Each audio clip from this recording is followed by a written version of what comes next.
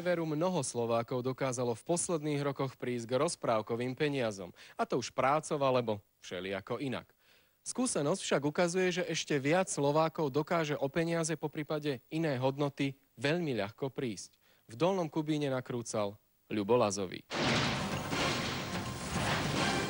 Za všetko môžu slimáky.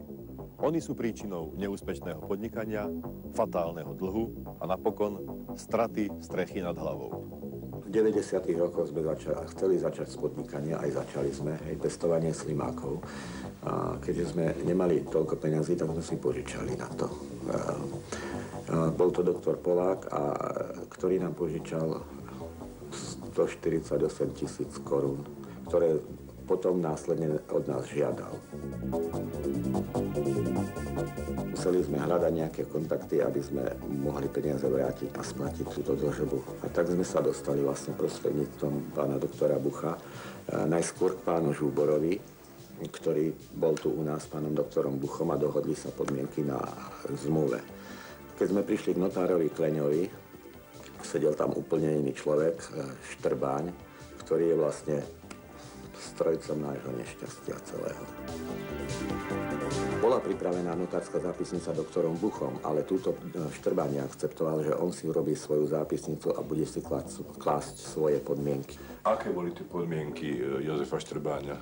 No tie podmienky Jozefa Štrbáňa boli vlastne také, že my sme vlastne chceli pôžičku 300 000. On povedal, že nám ju dá, ale úroky budú na 3 roky, ale úroky budú z toho 270 000.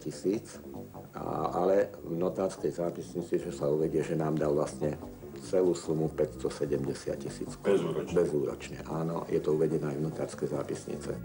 Lerinčikovcov prinútil neúspech v podnikaní a nezamestnanosť zvoliť najnerozumnejší variant splácania dlhu, ďalšou pôžičkou.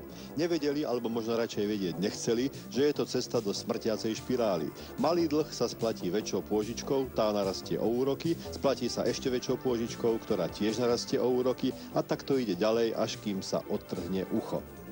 Hneď do začiatku má tento tragický príbeh hororový nádych. Lerinčikovci totiž peniaze preberali v kancelárii okresného súdneho exekútora v Dolnom Kubíne Františka Radzu.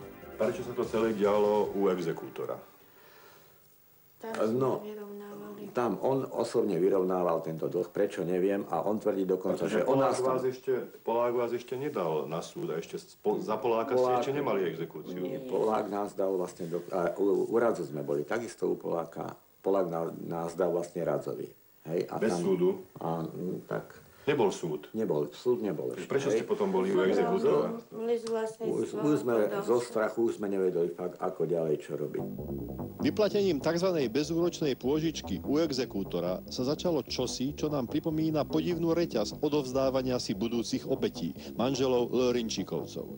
Prečo obetí? Dopredu bolo veľmi pravdepodobné, že splácať nebudú vládať. A za údajných 570 bezúročných tisíc sa zaručili všetkým, čo mali. Veľkým pozemkom a domom s trhovou hodnotou okolo 3 miliónov korún. A ono to fungovalo.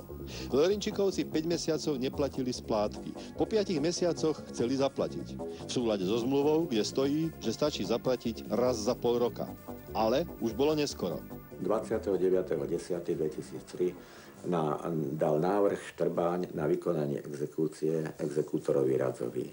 Hej, a v ten istý deň, 29.10., dal poverenie, bolo vydané poverenie okresným súdom Dolný Kubín na vykonanie exekúcie. Áno, v ten istý deň. A vlastne aj ten istý deň začatie exekučného konania, hej, prospech Štrbáňa. Všetko v jeden a ten istý deň. Áno. Exekúcia prebehla. Exekútor František Radzo ešte pred ňou ponúkal Lerinčikovcom možné varianty riešenia, okrem iného aj predaj domu. Lerinčikovci odmietli, dom si postavili vlastnými rukami a majú k nemu vzťah. Po exekúcii prišla dražba. Prvá bola neúspešná. V druhej dom kúpil za takmer 2 milióny 70-tník Ján Bódi.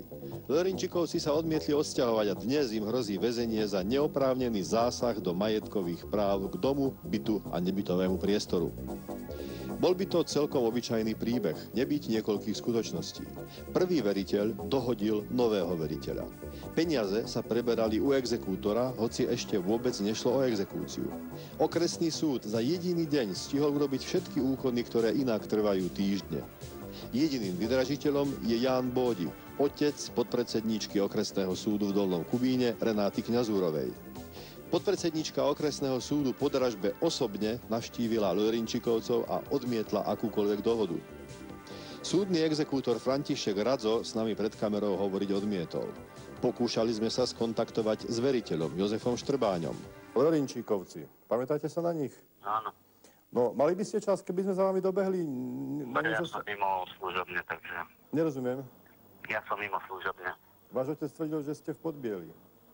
No ale ja som služobne mimo momentálne. Čo to znamená? No to je to, že ja chodím na služobné cesty. Jasné. To znamená, že nemáte čas sa stretnúť s No nami. momentálne dneska ako určite nie. A zajtra? No neviem, podľa toho, či budem mať niečo na pláne, alebo nie. Na druhý deň už Jozef Štrbáň telefón nedvíhal. Toto je dnes už 4. pokus. Rovnako ako 3 predošlé. Bezúspešný. Podozrenie, že pri pôžičke Štrbáňa Lörinčikovcom veľmi pravdepodobne došlo k úžere, sme takto nemali s kým prediskutovať. Aj 30% úrok je už na súde. Lörinčikovci majú aj svedka. Vy ste údajne boli svedkom toho, že 300 000 bola pôžička a 270 000 úroky na 3 roky. Je to tak? Áno, je to tak. Podstatou problému je však samotná exekúcia. Na generálnu prokuratúru putovalo tzv. Mimoriadne dovolanie. Okresný súd nariadil exekúciu predtým, asi pred rokom, hoci ešte neboli splnené všetky podmienky pre exekúciu. Ako dopadlo toto vaše mimoriadne dovolanie? Akým úspechom? Žiaľ, nedopadlo dobre. Generálna prokuratúra to odložila, čiže zamietla. S odôvodnením, že už ten dom bol predaný v rámci exekučného konania a podľa exekučného poriadku, keď už niečo prejde exekúciou, tak už sa to nemôže vrátiť naspäť. Považuje sa to za nevratný akt. Áno, považuje sa to za nevratný akt podľa zákona.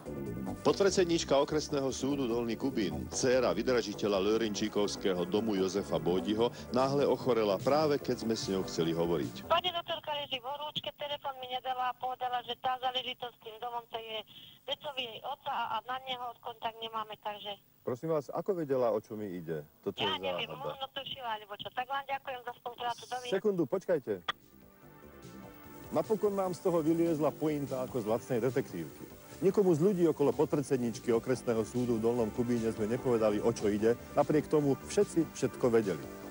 Tento príbeh nie je iba o slimákoch, je predovšetkým o ľuďoch. O ľuďoch na svojich miestach.